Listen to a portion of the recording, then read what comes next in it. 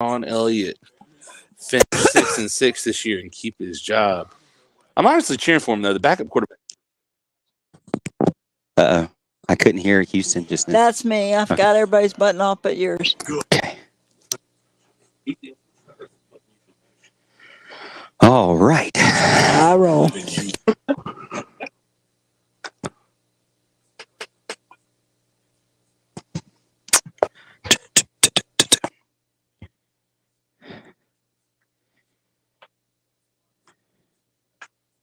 .org. That's TravisManion.org.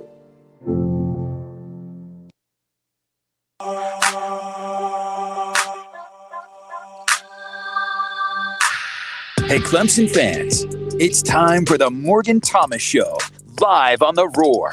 Authentic opinions, detailed game analysis, in-depth recruiting coverage, and more. Now, here's your host, Morgan Thomas.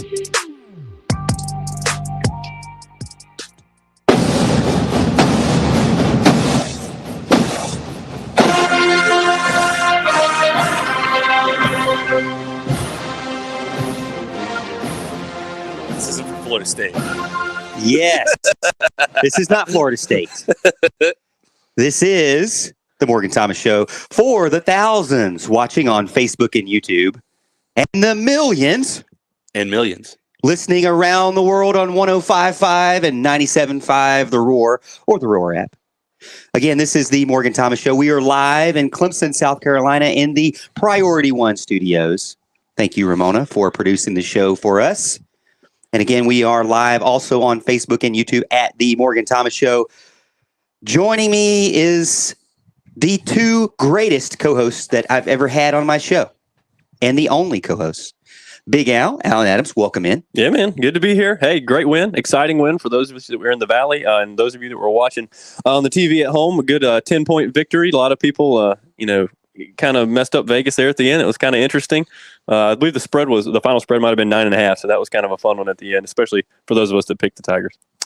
Yes, I saw where Dave Portnoy was pretty frustrated with the fact that the Florida State Seminoles decided to do a lateral drill and botch it and also ruin him from he was on the verge of making $150,000. Bummer.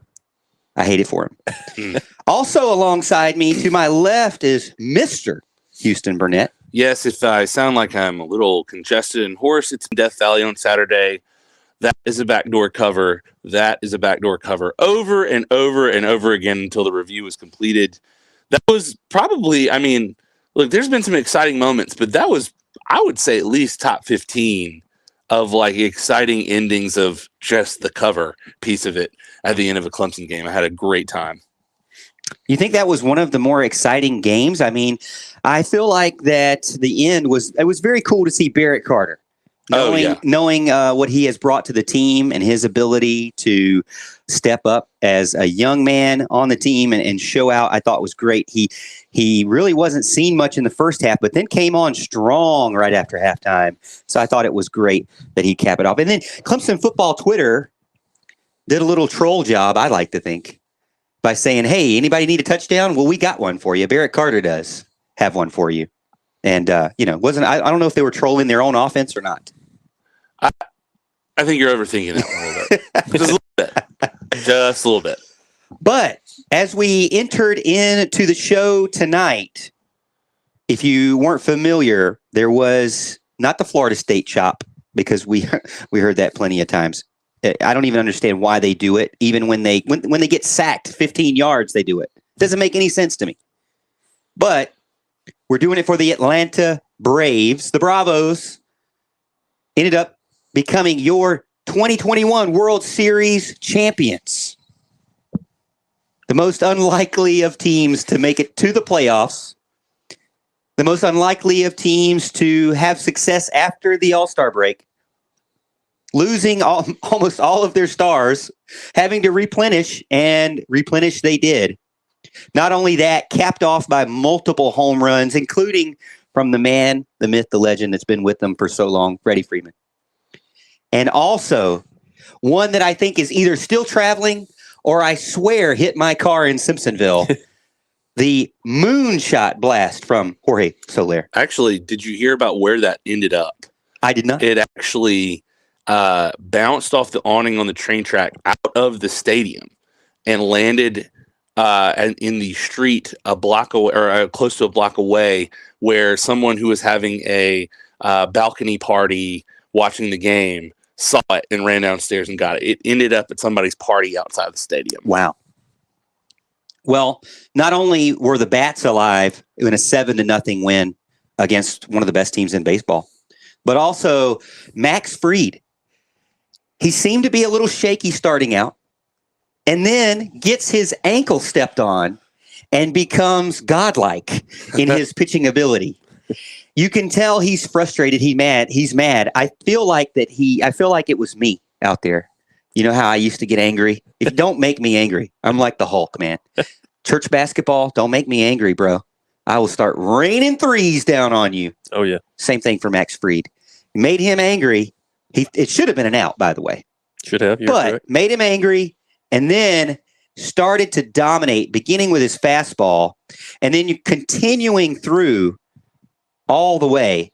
Amazing performance from him.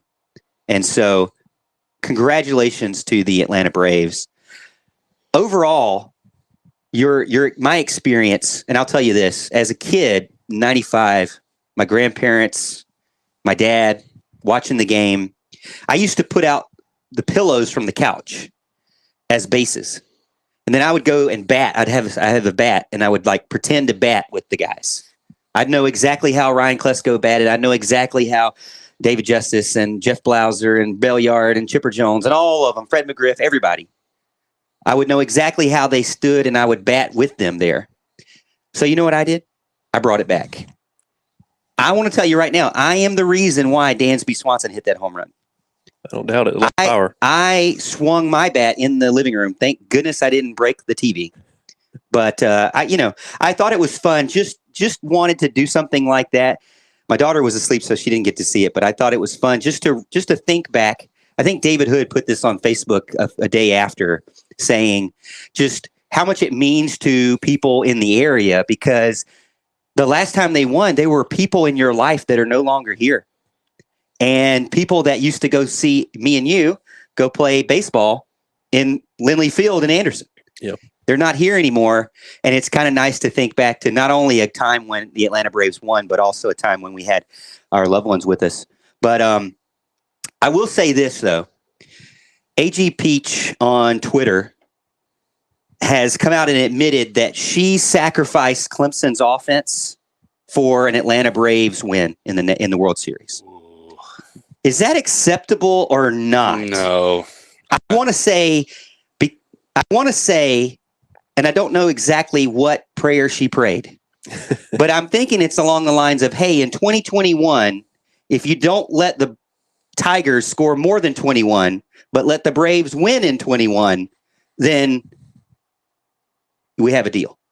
And I think that's what's happened. Well, that theory got disproved by I'm not counting field goals or a backdoor cover on Saturday. Randomly by a defensive player. Okay.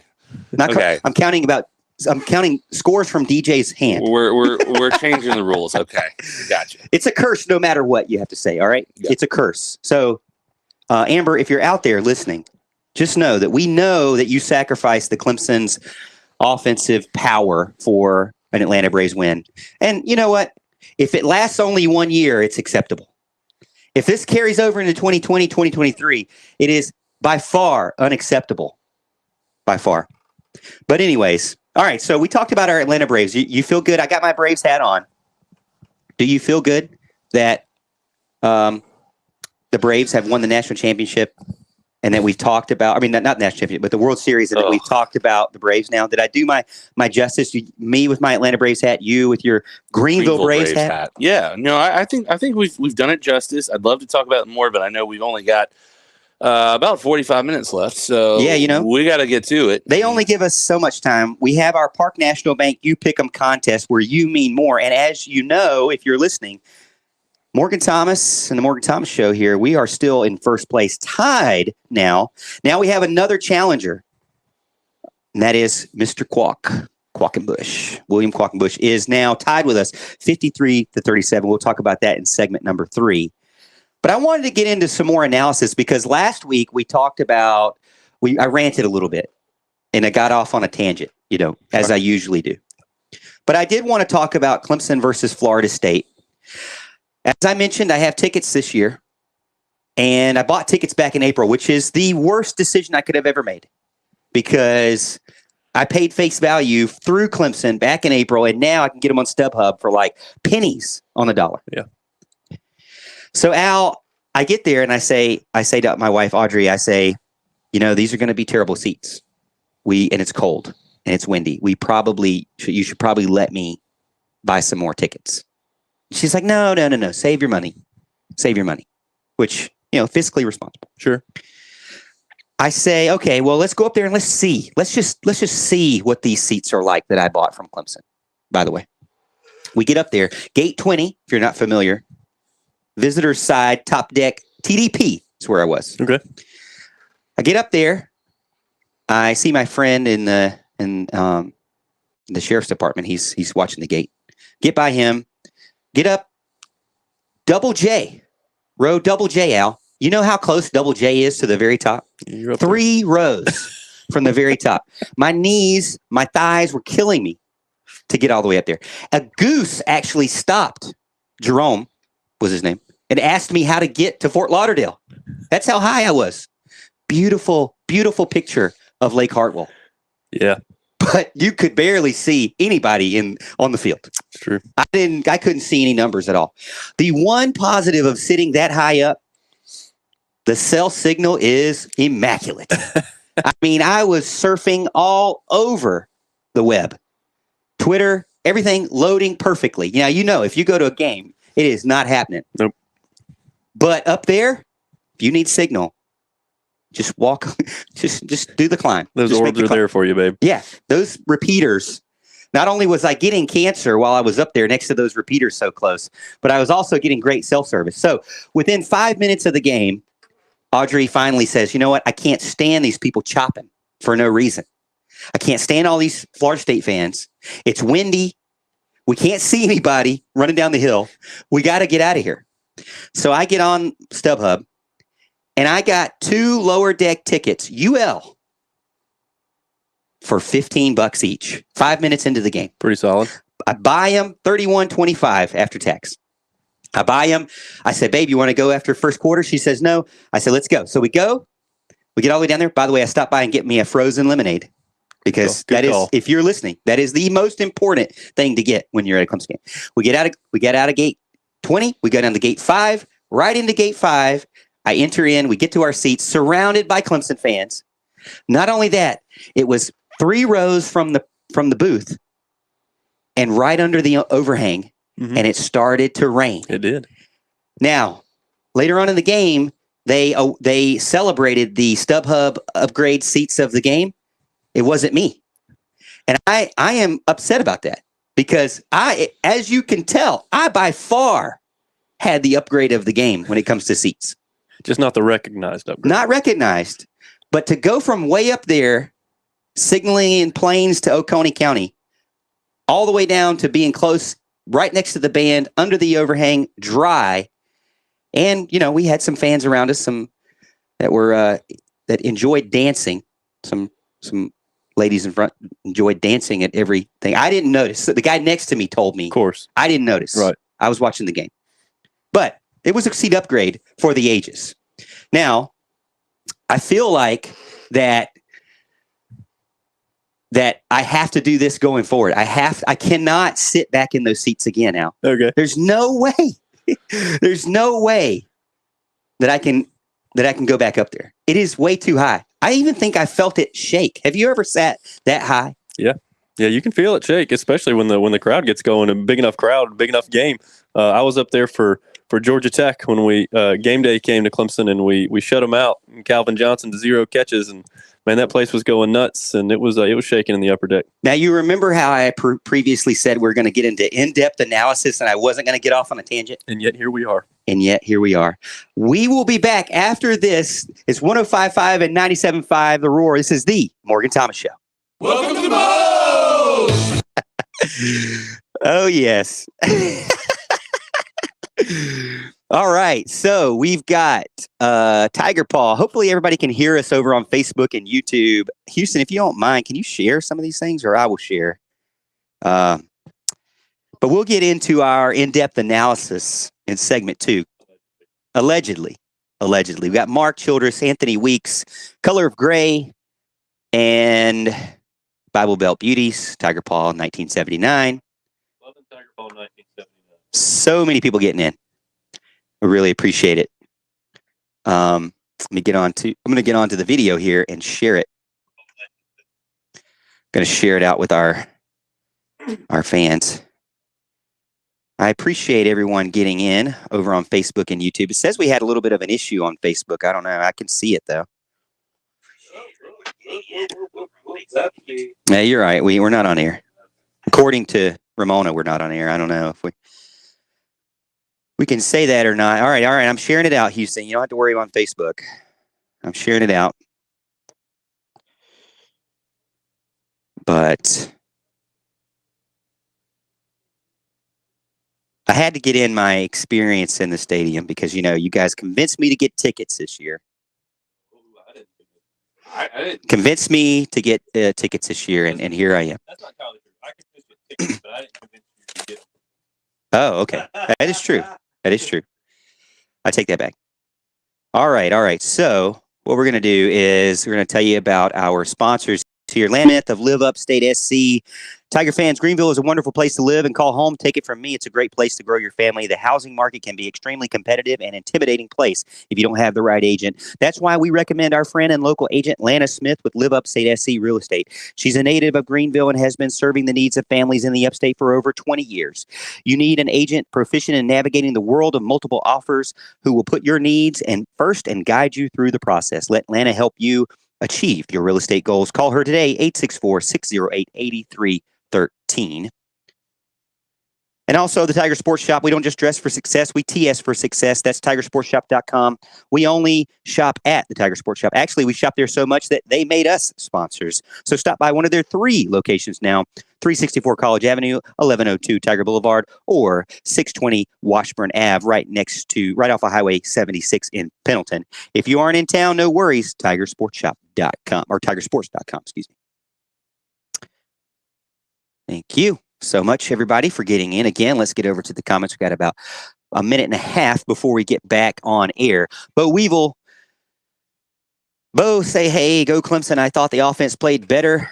Game. BT's misses hurt. I'm on Facebook and hear you fine. That's Wayne. Thank you so much, Wayne. Go Braves. Anthony Weeks, looks good from my end. Recommendations for Clemson Carolina game in Columbia. Don't go. Color of Gray, let's go. Louisville has beaten Clemson yet and never will. Mark Childress says, fellas. Anthony Weeks says, hey, Morgan, Al, and Houston. Bill Lanham says, love the Braves. And Caps look great, but thanks to Big Al for being in solid orange. John Sarian, do I smell Brussels? Do I smell Brussels sprouts? Do we smell them? I don't think We smell them? You know about the Brussels sprouts? I don't smell them. They do smell bad. I hate to lose, but I love the long losing support group live streams. I appreciate that. Love the Braves. Proud of Big Al for being in solid orange. Can you stop bragging about Big Al this much? I mean, seriously. He doesn't need any more support.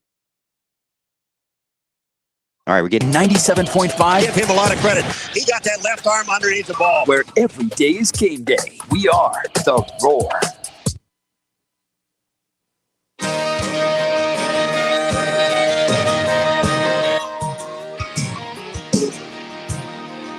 We're back. This is the Morgan Thomas Show on 105.5 and 97.5 The Roar with Big Al and Houston by my side. Again, I told you I wasn't going to rant, and I lied again. And I'm sorry. I'm not sorry. But I wanted to tell you my story about my ticket experience because, again, by the way, the other thing that was most exciting about that game was the student.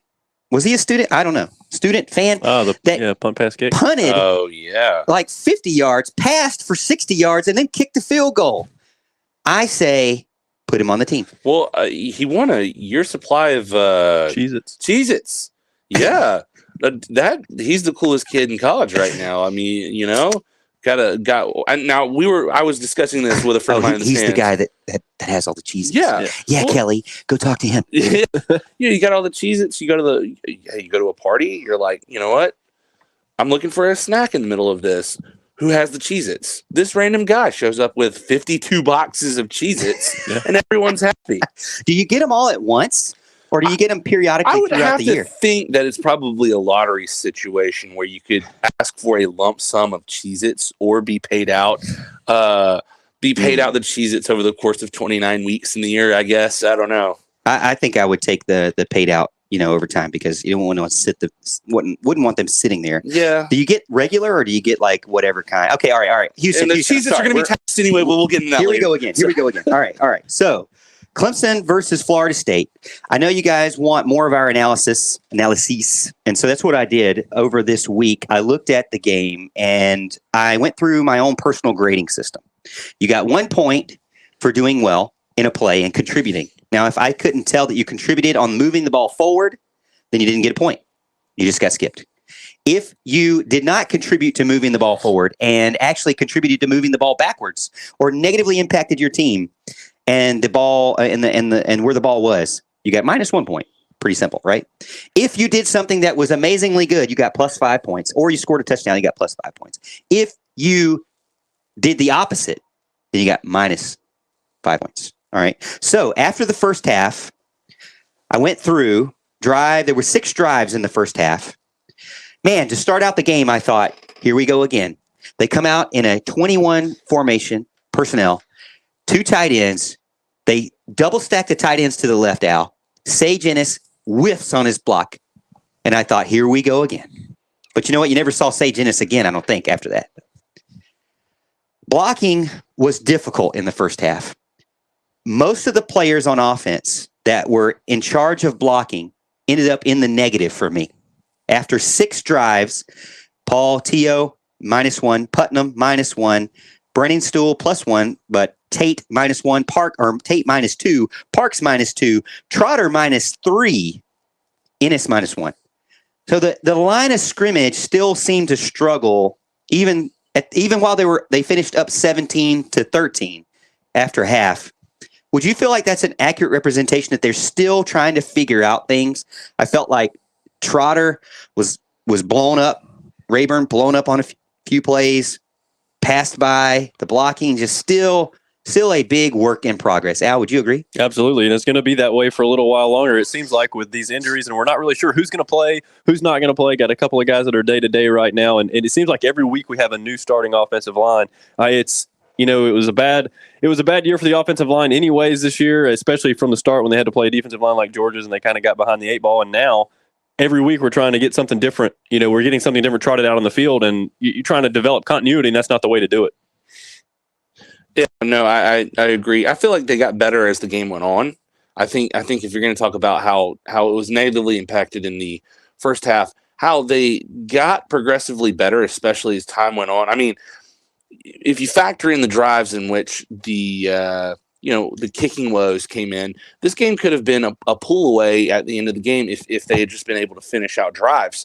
They were able to run the ball and got better as time went on, but it was, I described it as Jekyll and Hyde, and it was being mostly Mr. Hyde, for especially at some crucial parts in the third and fourth quarter, especially on that the back-to-back drives where DJ got the strip sack fumble and the sack back-to-back drives. It was just rough to watch, but they got better. Now, I will say DJ got a +2 from me.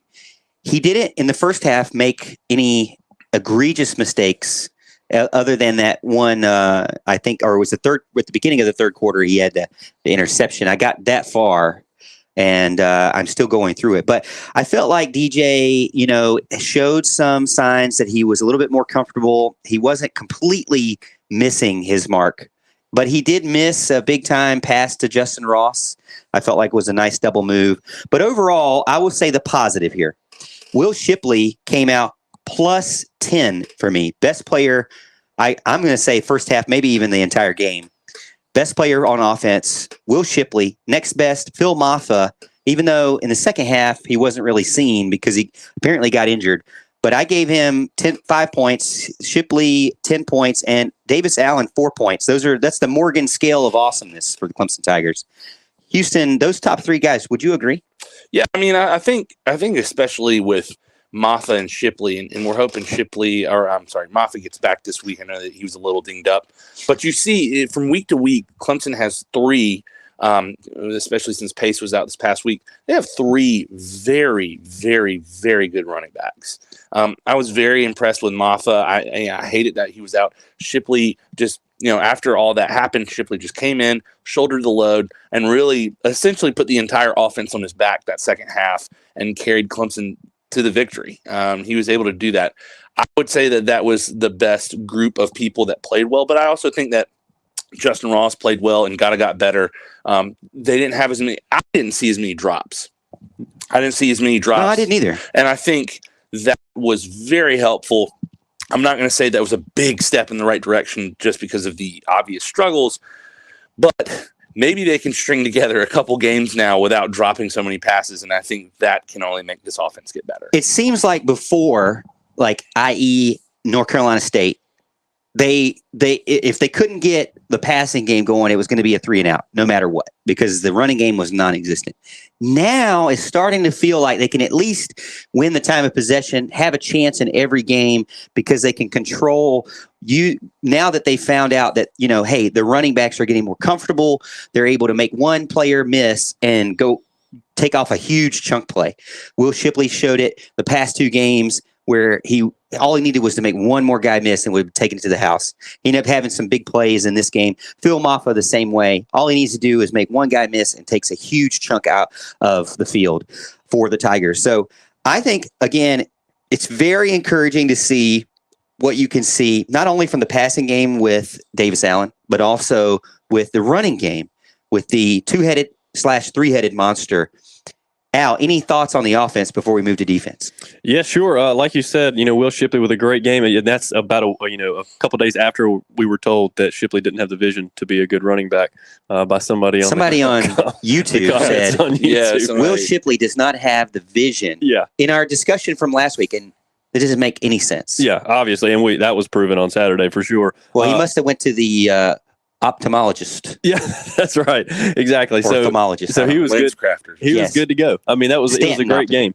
Great game by him. And y'all mentioned this a second ago, the drops were huge. There really weren't any on Saturday. I thought that was a big deal because had Potter made even two of those three missed field goals, we'll give him credit for the real long one, okay, and say that would have been a miss anyway. But even if he hits the two kind of more chip shots for him at least, that's 30 points that would have been for the offense, which we haven't seen all year, which to me tells you drops have been a bigger problem than maybe even realized so far this year. I thought the drops were a big problem, but we've been passing blame around to DJ, to the offensive line, to who the heck ever, the play calling, the receivers as well. But I think the drops were a huge deal because, look, your quarterback's only going to be accurate so many, so many passes.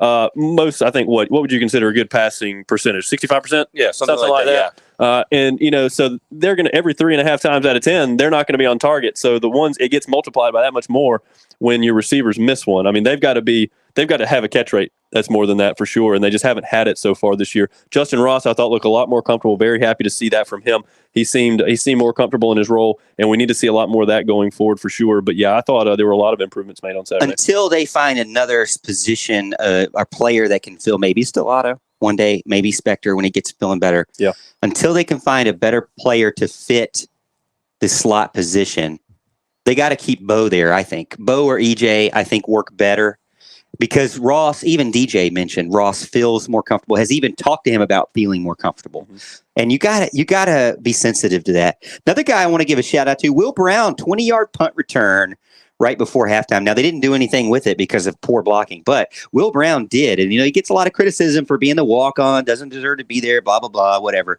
But he has been consistent, hasn't fumbled the punt return job, and he is also got into the middle of the field in that play and was able to give them a short field. And then as we go into the second half, as Houston was mentioning, I felt like that's where the defense started to, hunker in a little bit better. and those younger guys started to really show up. Rook Aurora, not really a younger guy, but XT started to show up. Miles Murphy, I got him all over here. In the very first drive after halftime, Carter +1, Skalski +1, Carter +1, Turner +1, Davis +1, Intenosa Rubin +1, Miles Murphy +1, and XT +1. That's all in just a few plays there. Those guys dominated. Not only did they get after the ball carrier, but they put pressure on Jordan Travis consistently.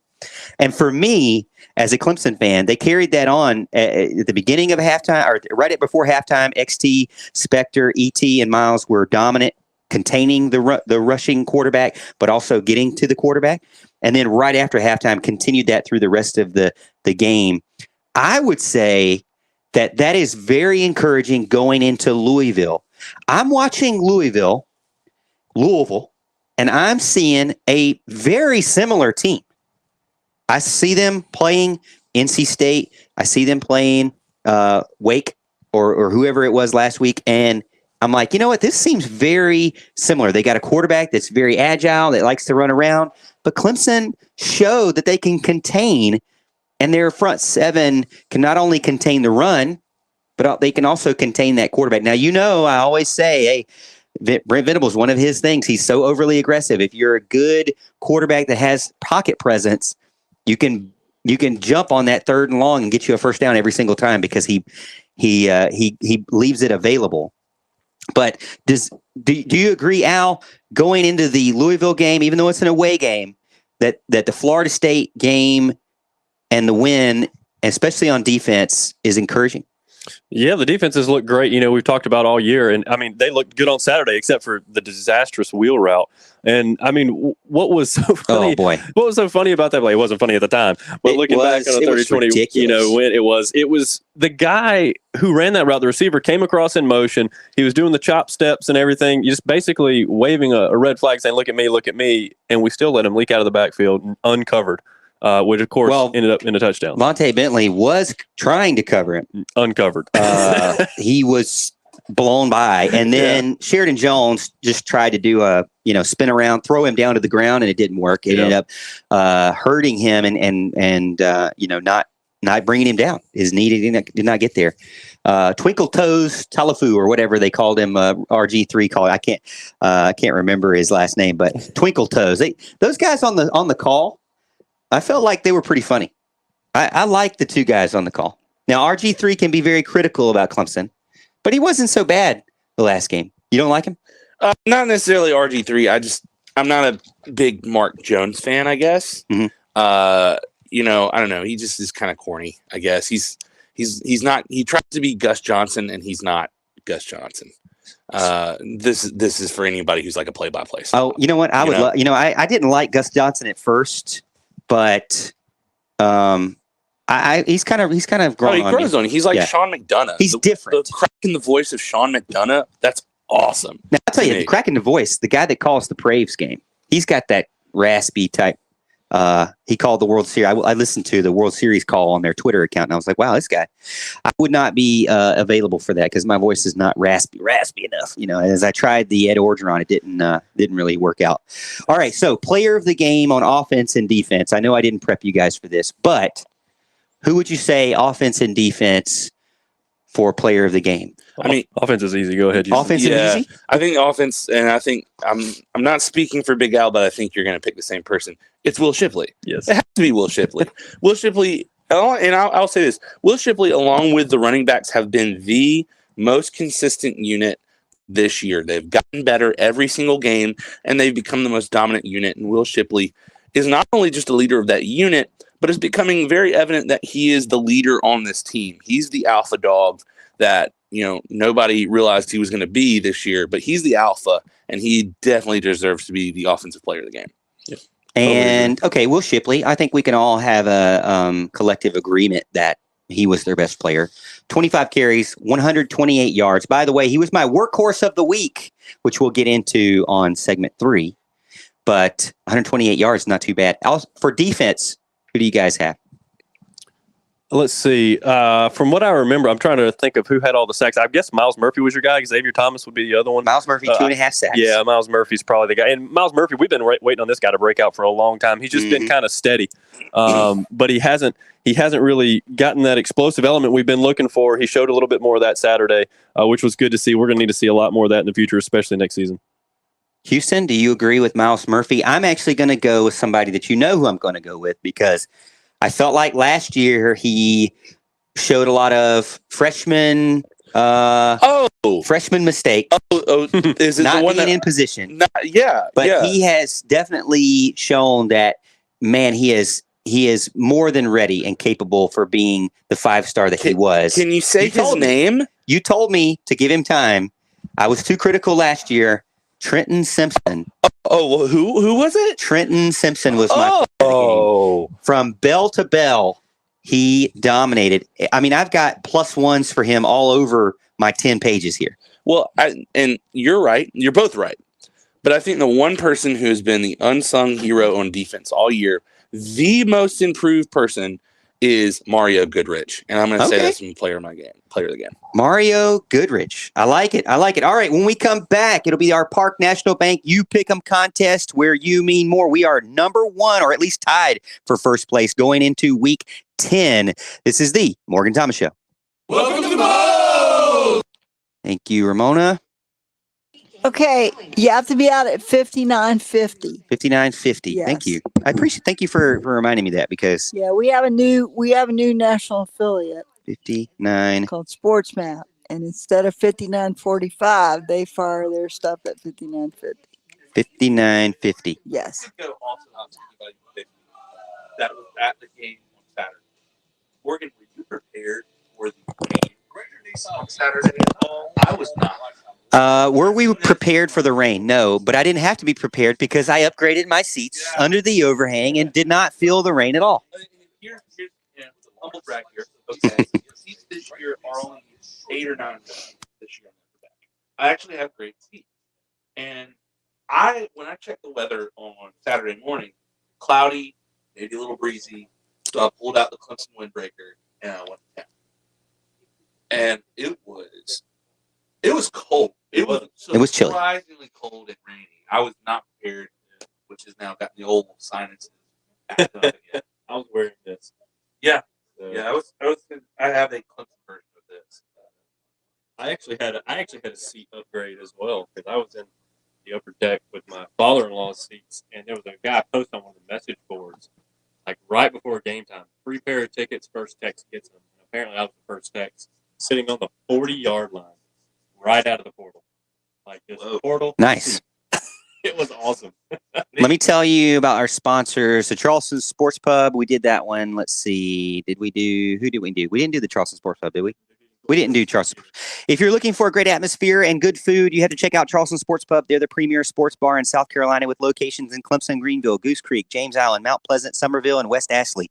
Watch all the games while you have fun playing all of their games and enjoying their food. The Charleston Sports Pub, 359 College Avenue, Clemson, South Carolina. And Heating and Cooling Services, family-owned and operated, serving Anderson County and surrounding areas since 1980. Heating Cooling Services, Inc. is your residential and commercial comfort expert.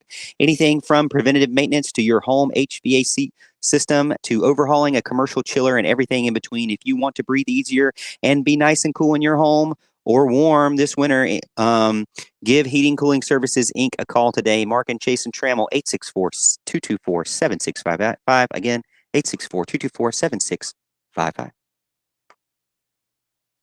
Thank you. All right, so let's get into the comments here. Louisville will win. Wake will be the next.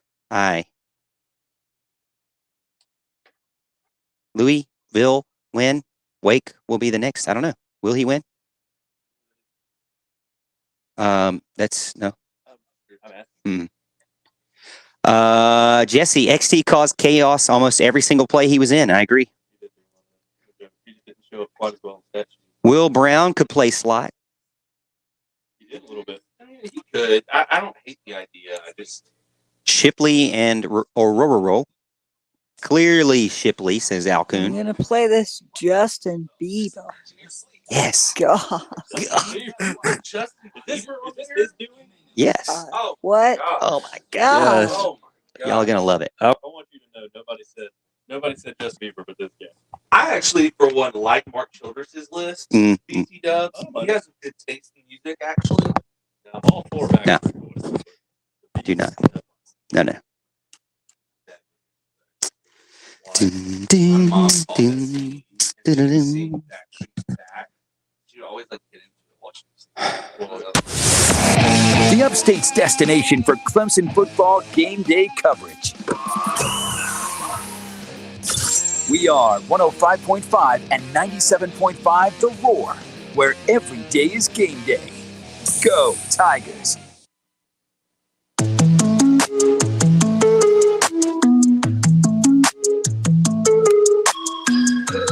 All right, we're back again. It's the Morgan Thomas Show on 105.5 and 97.5 The Roar. Also over on Facebook and YouTube, streaming live. You can see behind the scenes of what it's like to be a radio superstar at the Morgan Thomas Show on Facebook and YouTube. You can't see what it's like to be a producer because we don't have Ramona on the camera, but it's even cooler to be a producer because you get to play cool songs like that, like Justin Bieber. After the break, again, we're going to be talking about the Park National Bank You Pick'em contest, where you mean more. As a recap, we talked about the Atlanta Braves.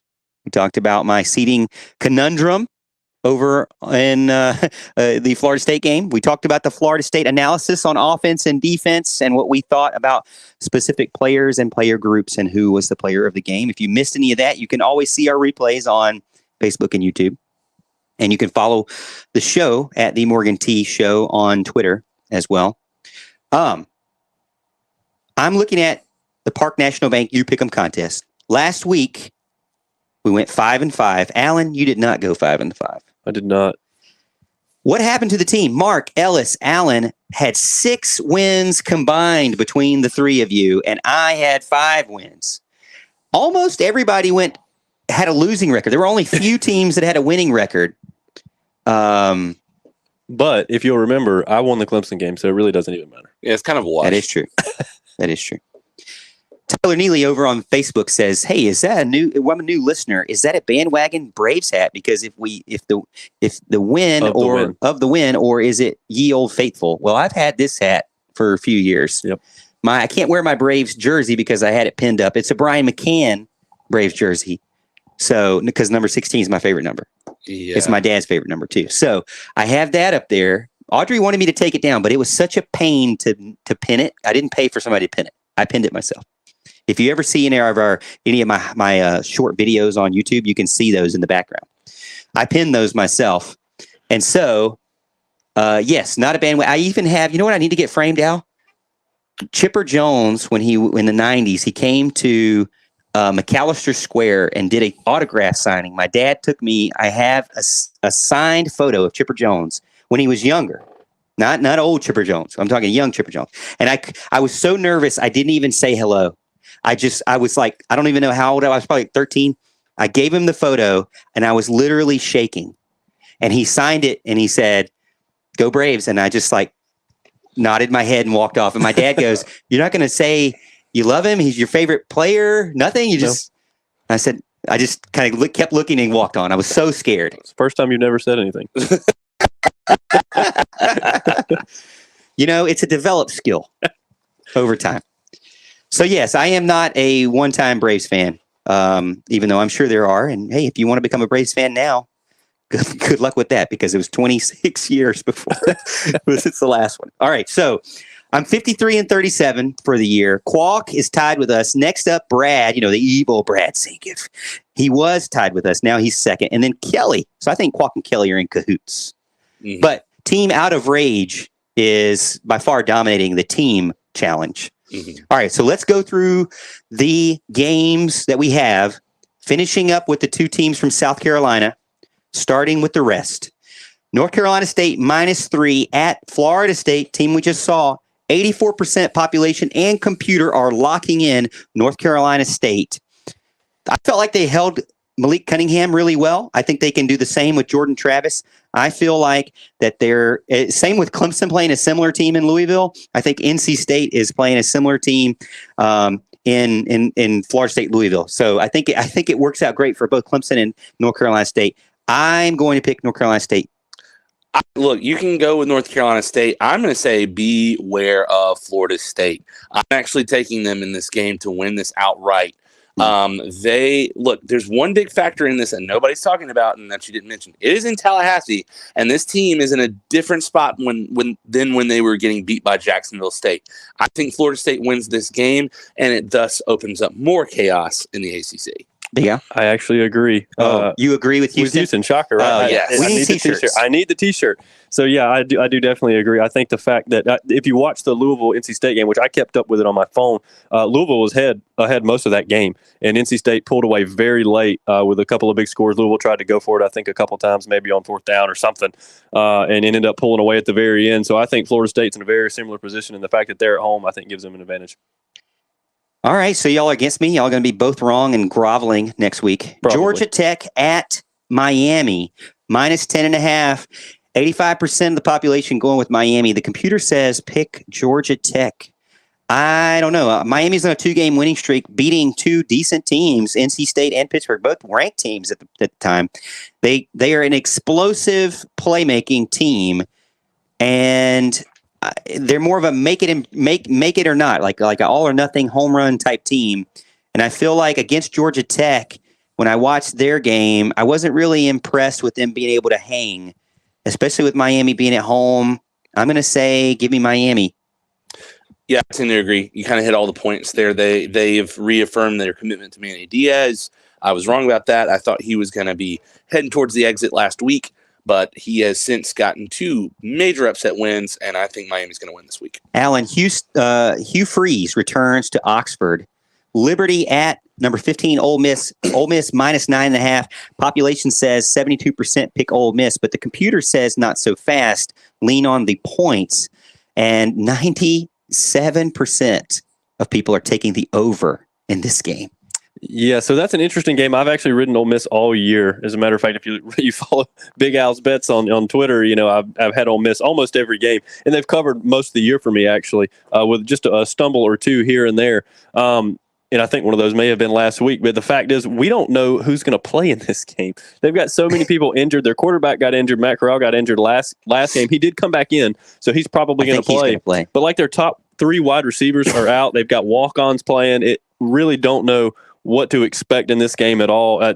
Simply for the fact that I love their offense and love the way they get wide open over the middle, I'm going to go with Ole Miss just because they've not done me wrong most of the year. I'm going to lean on points on this one. I don't Plus blame you. 9.5 Liberty. Next up, number 10 Wake Forest at North Carolina minus 2.5.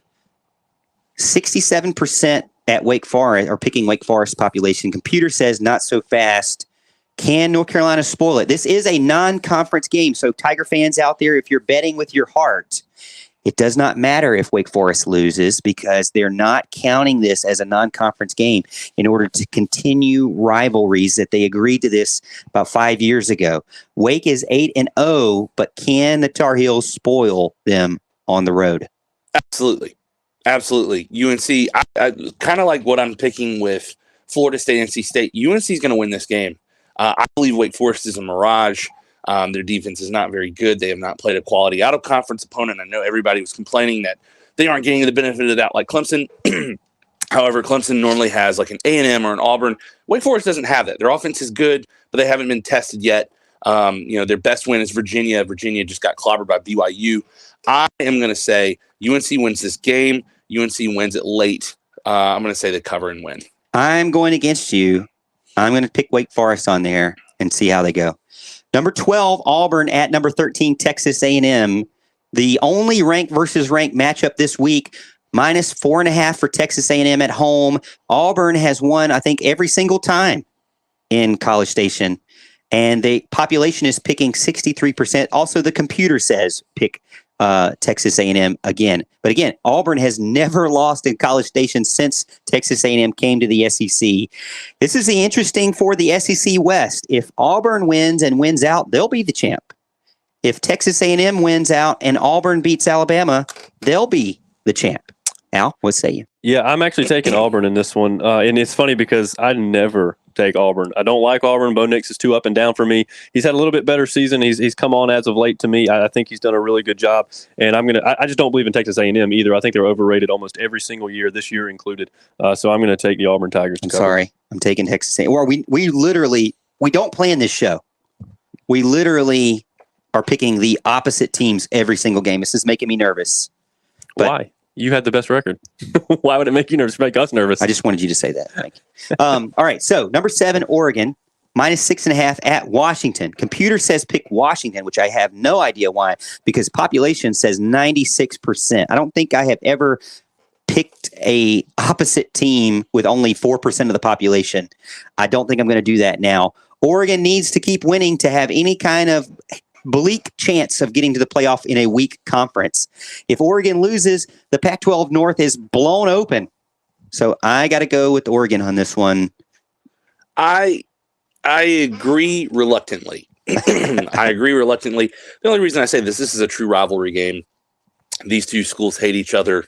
It's, when we say two schools hate each other in the Pac-12, it's kind of like a country club fight. But, I would say Oregon wins this game, but I'm very reluctant to put my name behind that. Interesting game that Kelly picked this week. Number 16, University of Texas San Antonio versus University of Texas El Paso.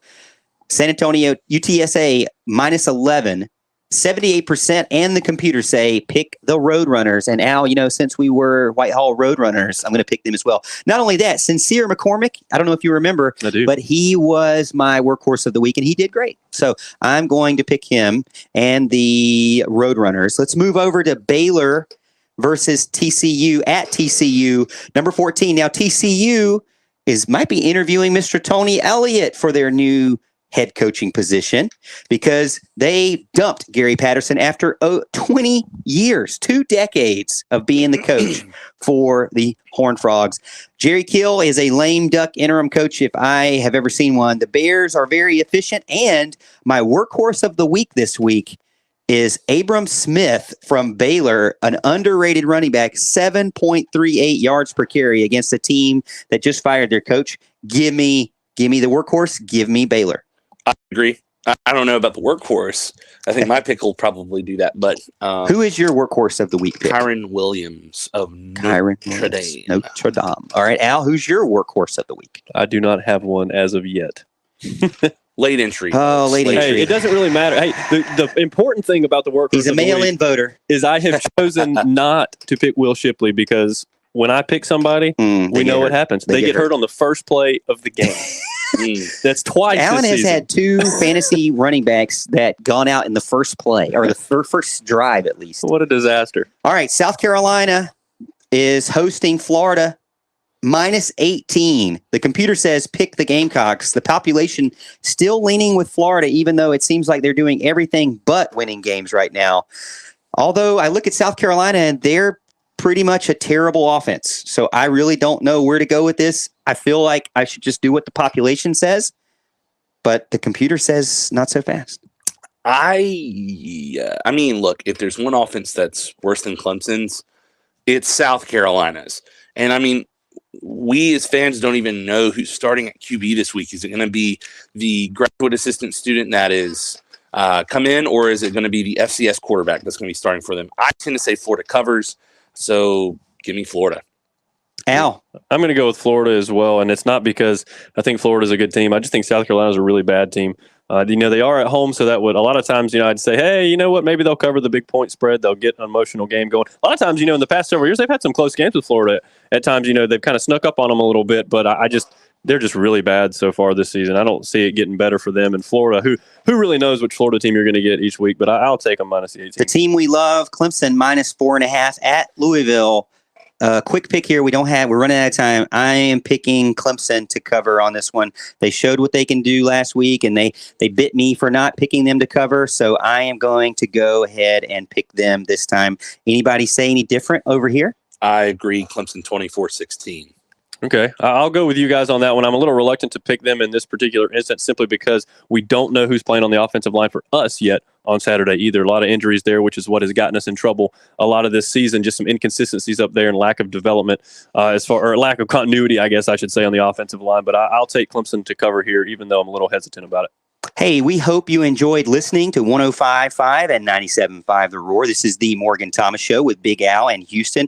We're here every Thursday night at 7 p.m. Don't forget to follow us on Facebook and YouTube at the Morgan Thomas Show. We put out video content every single week. That's it for us. It's bedtime. Don't forget to wear your orange pajamas. And on behalf of Big Al, Houston, and myself, we'll see you at the top of the hill. WCCP-FM 105.5, Clemson, Greenville, Anderson. WAHT AM 1560, Cowpens. 97.5, Spartanburg. We are the Roar. Hey, Tiger fans, it's not too late. Good job. Thank you so much, Ramona, You're for welcome. your support and being the producer for us. For tickets, schedule, and game day designation.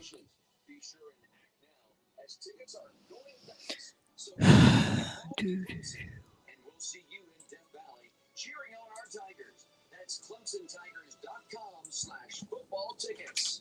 Waterford's geothermal comfort systems tap into the stored solar energy in your yard to provide savings of up to 70% on heating, cooling, and hot water. Take advantage of a 26% federal tax credit and an extra 25% tax credit from South Carolina.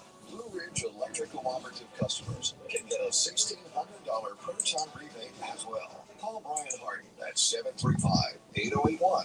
Water Furnace, the reliable, renewable. Inside the Train testing facility, our heating and cooling products go through endless torture tests to ensure they can run through anything.